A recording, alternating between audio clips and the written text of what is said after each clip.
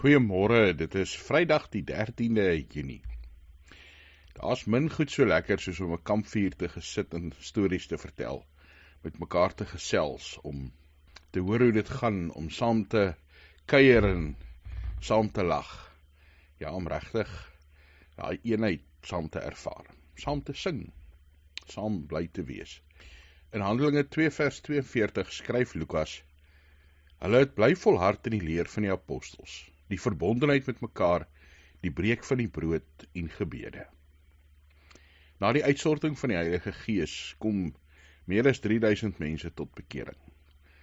Ervaar mense die blydskap, die vreugde van saam glo in Jesus Christus. Ervaar hulle daardie verbondenheid met mekaar. Ja, die saam eet, die saam bid, die saam God aanbid.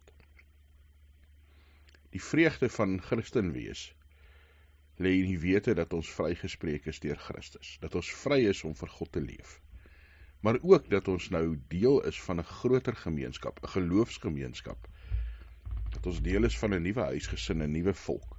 En dis nie net iets wat eendag gaan gebeur as ons in die hemel kom nie. Dis iets wat nou reeds waar is. Mense wat saam met ons leef, wat rondom ons is, wat die lewenspad met ons saamloop en ons so bystaan en help. Hoekom gaan ons kerk toe, as daar so baie preke is wat ons kan hoor oor die internet, as ons kan opsoek op YouTube van wie ons hou, van wat ons hou, watter teks ons uiteindelik wil hoor?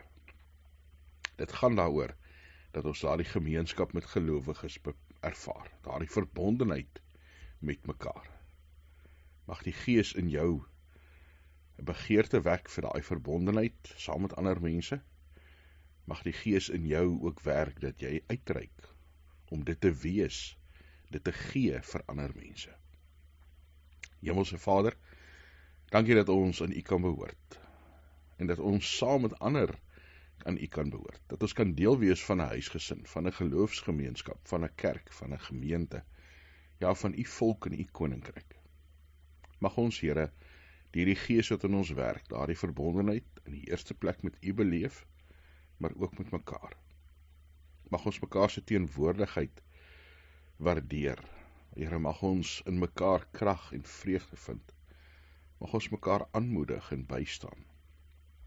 Ja, mag ons, soos Hebreërs skrywer sê, nie die gewoonte hê om van byeenkomste af weg te bly nie, maar saamkom en U saam dien.